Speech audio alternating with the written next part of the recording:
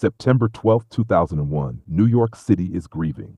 The whole world knows that. The whole world saw it happen. The whole world is watching this city, this wounded, furious, heartbroken city, and saying, "We are with you."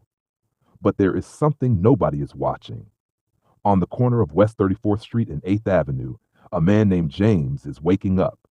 He slept on a subway grate last night because the warmth from below keeps the cold away. He has been doing this for 3 years. He is 47 years old. He is a veteran of the Gulf War. He has a sister in Queens he has not spoken to in 2 years. He is wearing the same clothes he wore yesterday and the day before and the day before that. And today, the day after the worst attack on American soil in history, nobody sees him. The city is in collective mourning. Flags are everywhere. Strangers are hugging each other. People are lining up for blocks to donate blood. There is a profound, electric, heartbreaking sense of community pulsing through every borough of New York, and James is invisible inside all of it.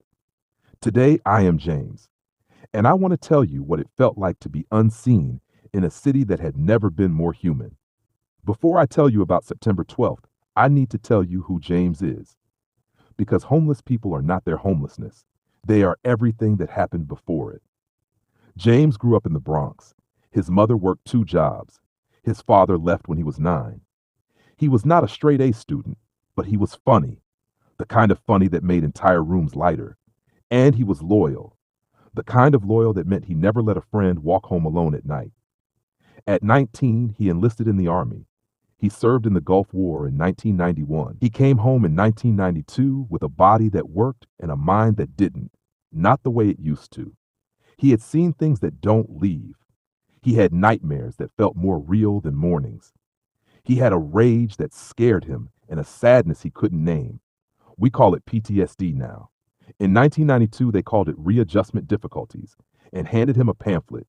He tried. He worked construction for 3 years. He had an apartment in the Bronx, a girlfriend named Maria, a routine that almost felt like normal.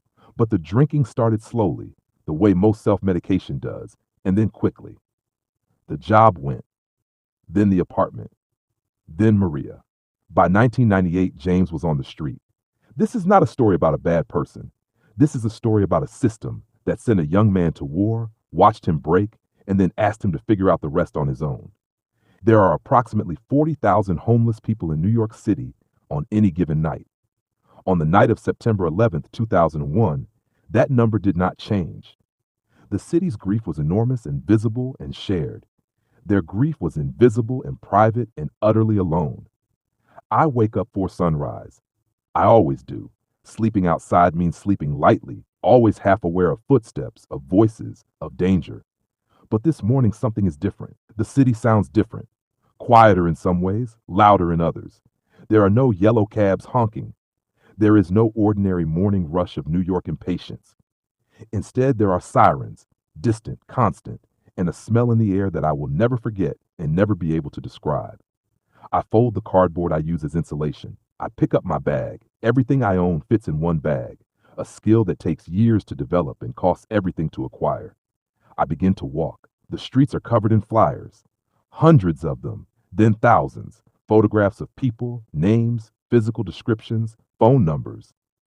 Missing. Have you seen? Please call.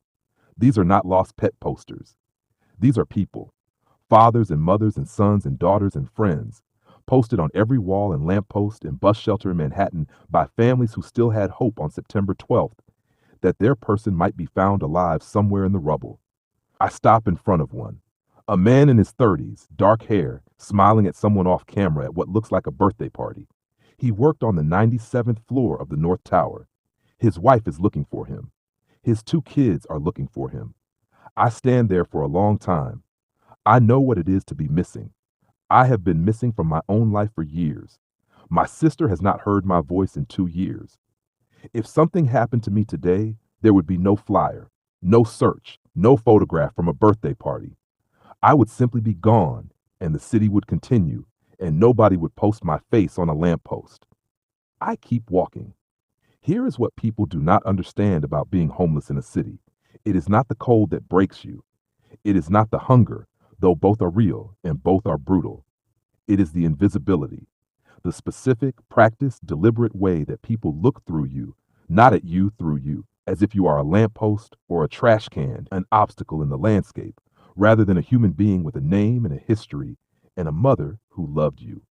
On September 12th, something extraordinary is happening on the streets of New York. Strangers are stopping each other, making eye contact, asking, "Are you okay?" Offering water, offering food. A woman outside a deli is handing out sandwiches to everyone who passes. A man is crying on a bench, and three people stop to sit with him. People who have never met him and will never see him again. New York, famously cold, famously fast, famously indifferent, has cracked open. And inside the crack is something warm and terrifying and beautiful. Grief has done what nothing else could. It has made strangers into neighbors. I watch all of this from the outside. The woman with the sandwiches hands one to the man in a suit, then the woman with the stroller, then the teenager with the backpack. Then she looks up and she sees me, and her eyes do the thing I know so well, the almost imperceptible flicker of discomfort, of calculation, of decision. And she looks back down at her sandwiches. I keep walking. A study conducted after 9/11 found that charitable giving in New York City surged by over 500% in the weeks following the attacks. Americans donated billions. The city came together in ways that moved the entire world. Donations to homeless shelters in New York City in the same period, virtually unchanged. The city grieved together, but it did not grieve equally. By midday, I'm near a firehouse in Lower Manhattan. There are flowers everywhere, photographs, notes written in children's handwriting taped to the wall. Firefighters lost colleagues yesterday. Entire companies, whole families of men who went in and did not come out. I stand across the street and I watch people approach the memorial. They are crying openly. They are holding each other. A woman places a single rose against the firehouse wall and stands there with her hand on it for a long time, as if she is trying to push something through stone. I am a veteran. I understand something about what those firefighters felt when they went into those buildings. That specific calculus of fear and duty that makes a person run towards something every human instinct says to run from. I understand it in my body, in a way that has nothing to do with politics or speeches or patriotism. I want to tell someone that. I want to say I served too. I know something about this. I am part of this story. But I am wearing clothes I have slept in for a week. My hair is unwashed. I smell like the street. And the moment I open my mouth, people will hear the wrong thing and see the wrong thing, and they will step back just slightly, and the conversation will be over before it begins. So I stand across the street, and I grieve alone, in a city full of people grieving together. There are approximately 40,000 veterans living homeless in the United States on any given night. Men and women who served this country, who went where they were sent, who did what they were asked, and came home to a system that was not built to catch them when they fell. On September 12, 2001, America was ready to call anyone in a uniform a hero. It just couldn't see the ones sleeping on its streets. It is late afternoon. I am tired in the way that has nothing to do with sleep. I find a spot on the steps of a closed post office on a side street off 7th Avenue. I sit down. I open my bag and take out the one thing I always keep, a small photograph. It is worn at the edges, the colors fading. It is me and my sister at Coney Island, 1987. I am 33. She is 28. We are laughing at something outside the frame. I do not remember what. I look at it for a while. Then a voice, a man, maybe 60, heavy coat, carrying 2 paper cups of coffee, is standing in front of me. He is not looking through me. He is looking at me directly, the way people almost never do.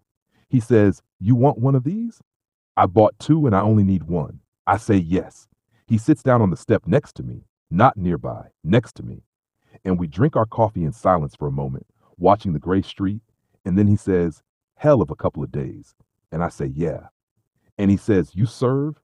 Nodding at a small pin on my bag, an army pin I have carried for years, because whatever else I have lost, I have not lost that. And I say, "Gulf War 91.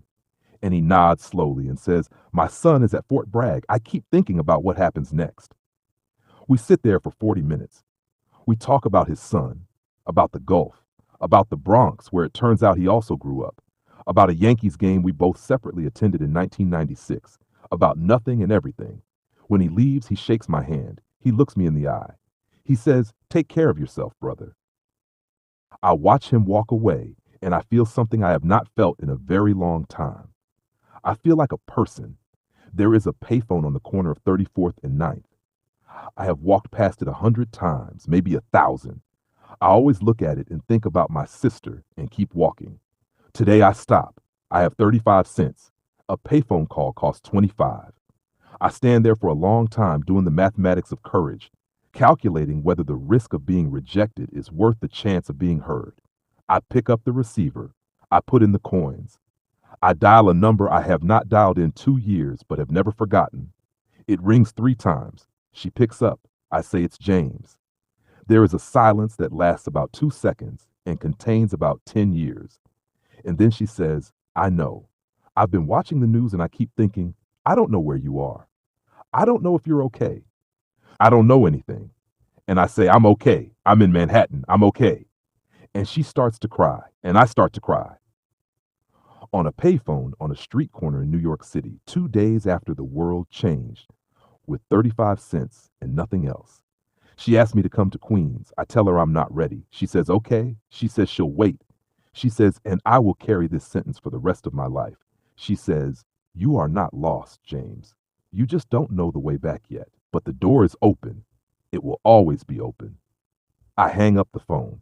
And for the first time in 3 years, I feel the faint, terrifying, impossible beginning of something that might be hope.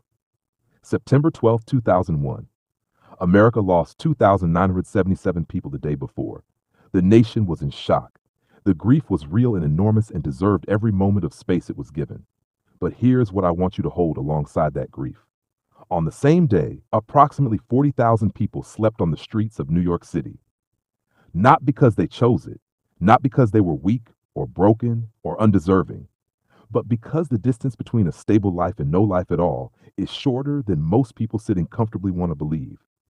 A war, a mental illness, a job lost, a landlord who raised the rent, a family that ran out of capacity before they ran out of love. James is a fictional composite, but he is built from thousands of real stories, real veterans, real people who fell through the cracks of a system that was very good at celebrating sacrifice and very poor at supporting its aftermath. After 9/11, America showed the world something extraordinary. It showed that humans, when cracked open by grief, are capable of radical kindness, of stopping for strangers, of showing up, of giving. That capacity did not disappear after the flags came down. It is still there, in you, right now. The next time you walk past someone sleeping on a street corner, someone invisible inside the ordinary rush of your ordinary day, I want you to remember James. I want you to remember that inside every person society has decided not to see is a Gulf War and a sister in Queens and a photograph from Coney Island and a door they're trying to find their way back to. See them. That is all. Just see them. Because the most radical act of kindness is not a donation or a march or a policy.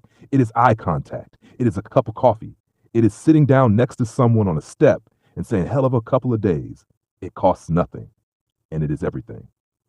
That was one day in a borrowed life, a life that belongs to tens of thousands of real people in New York City alone right now, tonight. If this moved you, share it, not for the views, because someone you know needs to hear this story. Subscribe to Borrowed Lives, because every week we borrow a life that changes how we see the world.